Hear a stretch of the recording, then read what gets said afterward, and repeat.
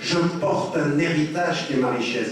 Et ça veut dire qu'aujourd'hui, pour le sentiment d'appartenance, ce qu'il faut, c'est que cette parole-là, elle sorte sur la base des principes. Quand j'entends ce qui a été dit, je veux dire, j'entends là, par exemple, le principe de responsabilité de par les gardes, et je termine. Et ce que vous dites par rapport à la fraternité, c'est de ça dont il faut parler aujourd'hui. Il faut que des citoyens français de toute confession, sans confession, athée ou agnostique, reviennent sur ces éléments-là fondateurs. Le principe d'égalité, le principe de justice, les principes de fraternité. C'est ça qu'il faut faire aujourd'hui. Et c'est ce que moi j'appelle le nouveau nous, c'est de sortir de ces clivages. Le discours dont je vous parle là maintenant, il est le discours le plus offensif contre tous les communautarismes. Contre tous les communautarismes. Mais ceux qui aujourd'hui sont en train d'assigner les autres à des communautarismes, ce sont ceux qui en fait aimeraient bien qu'on reste un tout petit peu dans notre isolement géographique, dans notre isolement religieux. C'est peut-être ça, le sentiment d'appartenance, ce sera de lutter contre ça, et c'est pour ça que ce que vous dites est particulièrement important. Je pense que ce sont des notions de principe qui doivent nous ramener ensemble, des notions de justice et d'égalité qui devraient nous ramener ensemble.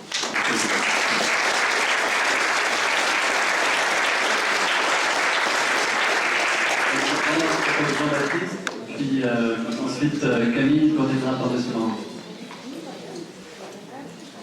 Oui, je pensais une phrase qu'on a souvent dit que les hommes font leur histoire, mais ils ne savent pas l'histoire qu'ils font. C'est marqué ça. Et dans l'action, il faut toujours penser que l'action nous dépasse. Blondel, philosophe Blondel, a beaucoup travaillé là-dessus. Quand on agit, quand on fait un acte, on pose quelque chose qui va aller plus loin que nous. Je crois que c'est important d'avoir tout ça en tête. Moi, je voulais simplement dire trois choses pour terminer. D'abord, pour moi, c'était très important de lire les textes de tradition philosophique ou de tradition religieuse qui n'étaient pas celles dont j'étais issu. Je pense qu'il y a un enrichissement formidable à lire les textes des autres. Et ça, c'est quelque chose de très important pour la compréhension mutuelle, pour voilà, de sortir de son identité, pas pour la perdre d'ailleurs, mais pour la vivre autrement. Voilà, ça c'est vraiment très important. Deuxièmement, un mot sur le pacte civique. Il est, pour répondre à madame, il est ouvert à tous, il est transpolitique, hein, il est ouvert à tous et il comporte un ensemble d'engagements qui sont des objectifs à atteindre. Pardon. Voilà, un jeu de mots à quel temps. L'objectif à atteindre, et il y a l'idée de se donner du temps. Parce que je crois qu'on a insisté tout à l'heure sur l'idée qu'il faut du temps, que la société va trop vite. Il faut se donner parler, discuter, c'est se donner du temps. C'est ce qu'on a fait cet après-midi. Je repose sur l'idée qu'il faut aller à la rencontre de l'autre, quelles que soient ses différences, pour construire un vivre ensemble. C'est l'engagement numéro 5. Il faut reconnaître le droit à la parole de chacune et de chacun et favoriser l'expression individuelle ou collective de ceux qui ont le plus de difficultés à s'exprimer ou à se faire comprendre. Voilà un peu les engagements individuels que nous proposons. Au niveau collectif, nous sommes pour la promotion de l'éthique de la discussion et nous suggérons, parce que c'est une espèce de programme général, que chaque politique publique comporte des crédits qui soient destinés à ce que les destinataires de ces politiques puissent s'exprimer pour co-construire et évaluer les politiques qui les concernent. Voilà. Donc, l'idée est une sorte de retournement pour que, au fond, voilà, on change progressivement de paradigme pour aller poursuivre la voie, comme dirait Garbra. On ne sait pas avec quoi on va. Il faut, au départ, faire un certain nombre de changements, de ruptures pour aller vers cette société différente. Alors, la fraternité, pour terminer, oui, je crois que c'est pour la France aujourd'hui, c'est le bon terme, je pense. Tout en sachant qu'il y a des ruptures et des insuffisances de fraternité. Et alors, ça va peut-être vous rassurer, mais dans la lettre que nous avons écrite au président de la République pour lui demander de travailler sur le sujet, nous avons la signature de M. Bidard, dont j'ai lu les 10 propositions avec beaucoup d'intérêt, avec Patrick Livret et Jean-Louis Sanchez, le président de l'OEAS. Donc on va essayer de... Et je pense que si ce projet fraternité, vous pensez que c'est un bon projet, et il faut le dire, parce qu'il va hésiter, donc on a il va dire, oh là là, on va lui dire qu'est-ce que c'est que ce truc, c'est beaucoup trop abstrait, qu'est-ce que ça veut dire, et puis les gens vont dire la fraternité, vous pensez des petites blagues, personne n'y croit. Il faut qu'ils se sentent soutenus par la société, il faut qu'il y ait une demande. sinon les politiques sont quand même soumis à l'élection. Hein, c'est pas facile d'être soumis à l'élection. Je ne dis jamais suivi par l'électorat, donc c'est pas facilement. Être élu, c'est pas facile. Donc la tendance à promettre un petit peu plus que ce qu'on peut faire et à ne pas prendre des risques là où on croit qu'il y en a. Donc si on considère que ce débat est important, il faut le dire, il faut aider les autorités publiques à l'avancer de manière transpolitique. Ce n'est pas un truc pour se sauver de difficultés. Pour laisser une trace dans l'histoire. Le but, c'est la même politique, quand même, c'est de laisser une trace. C'est possible. C'est pas de faire un ensemble de politiques établies. Enfin, voilà, il y a un grand projet possible. Merci de nous soutenir.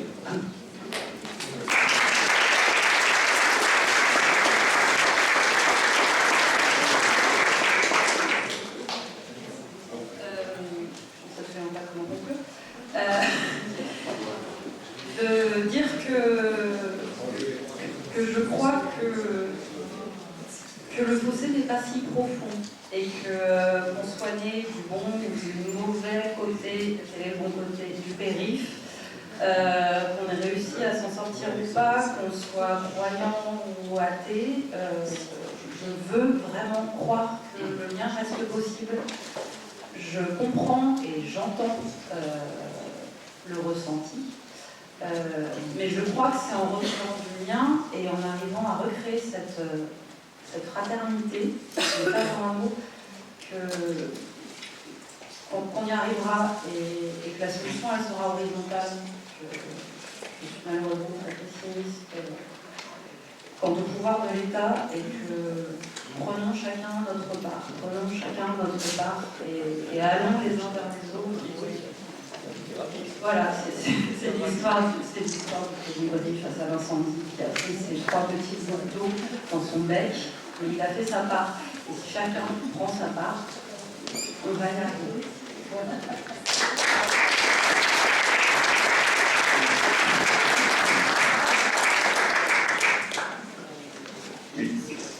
Alors il y a 2 points.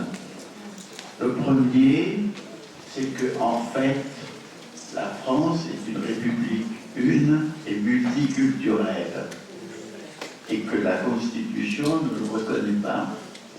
Je dis qu'il est multiculturel non seulement parce qu'il y a eu un apport considérable d'immigrés de toutes sortes et de cultures différentes depuis le début du XXe siècle.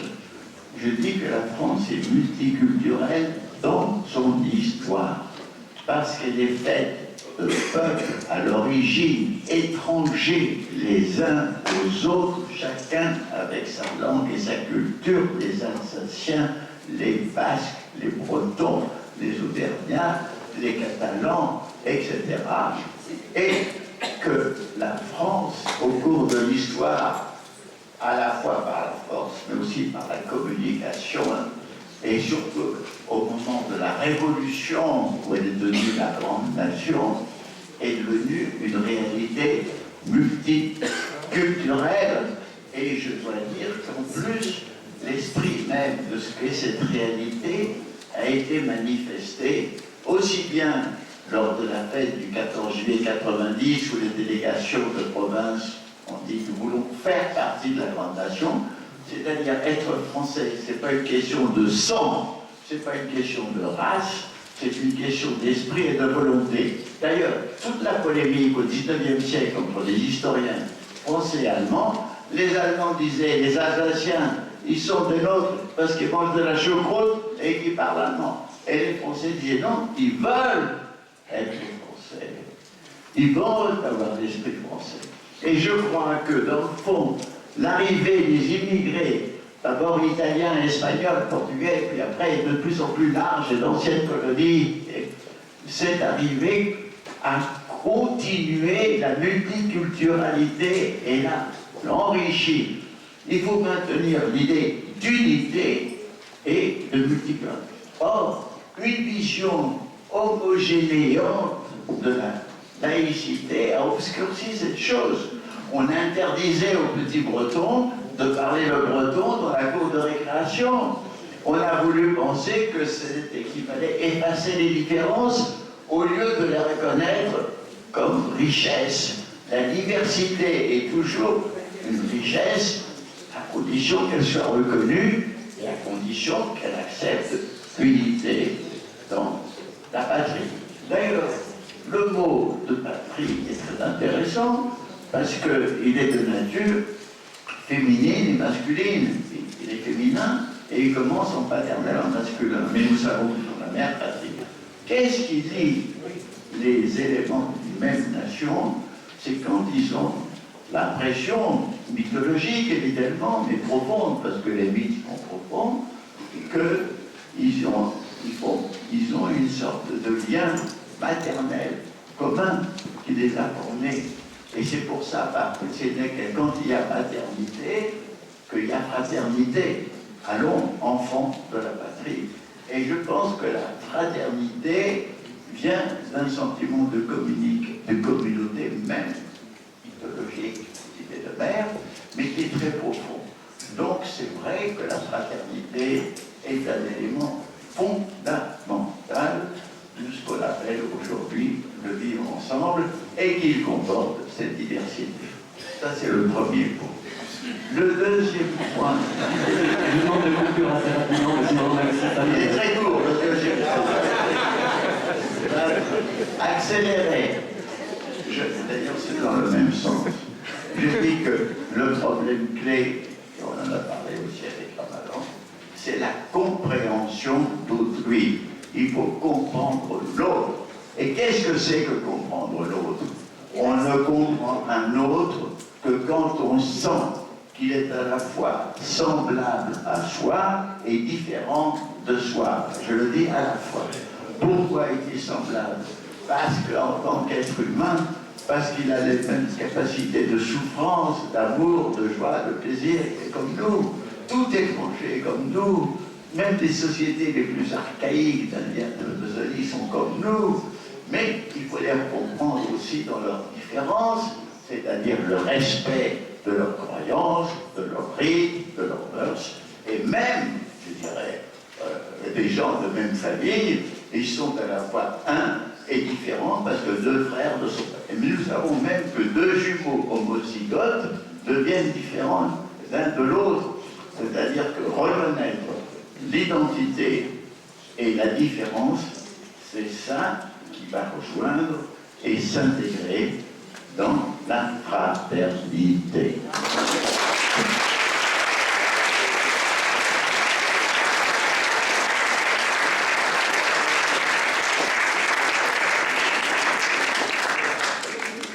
Merci infiniment à vous quatre pour ces paroles très inspirantes. La fraternité, c'est ce qui relie toutes ces conclusions.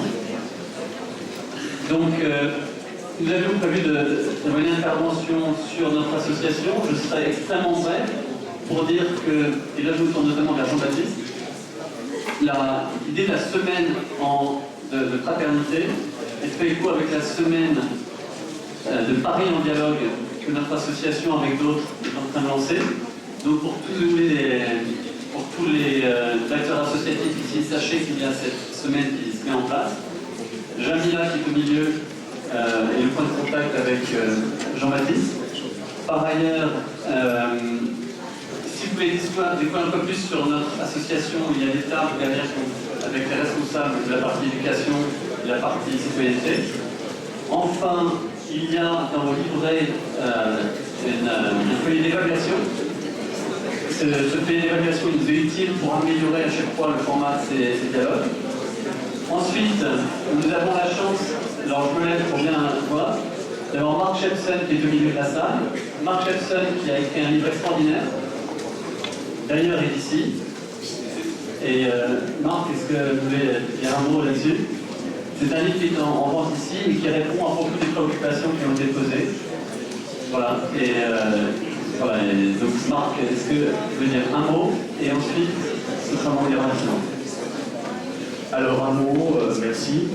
C'est un livre qui consacre le fait d'être d'ailleurs et d'ici, et pas d'ailleurs, et qui consacre la pluralité de nos constructions, la pluralité de nos sociétés, l'harmonie entre le fait justement de soi-même se construire à partir de multiples références et la nécessité pour la société française de prendre en compte, elle aussi, tout ce qui la constitue et tout ce qui peut créer du mouvement.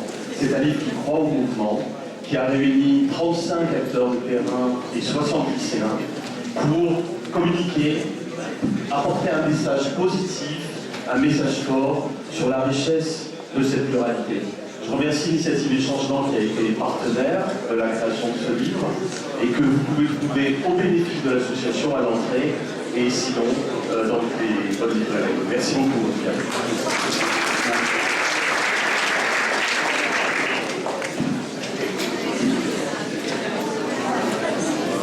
Alors, excusez-moi, avant de partir, je voulais avoir des applaudissements énormes, d'abord pour Jamila et l'équipe de bénévoles qui a fait un travail incroyable.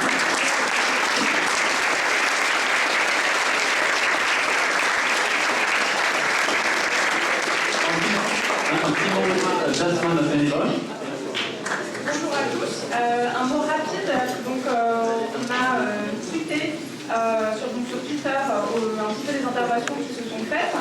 Donc, vous pouvez continuer, pour ceux qui ont un compte Twitter, de réagir un petit peu si vous a plu, quelles ont été les interventions marquantes pour vous, etc. Pour que ça continue de nourrir la discussion. Donc, le compte, c'est @initiative dialogue, parce qu'on ne peut pas mettre un mot trop long. Donc, ça se finit dialogue avant dialogue, DIALO. Et vous trouverez ça sur le site internet d'initiative et changement. Voilà. Donc, bonne après-midi à tous. Alors, je sens le dialogue qui est dans la salle, mais avant de dire au revoir, je voulais vous demander d'avoir des très chaleureux applaudissements pour nos 4 invités qui sont sur scène.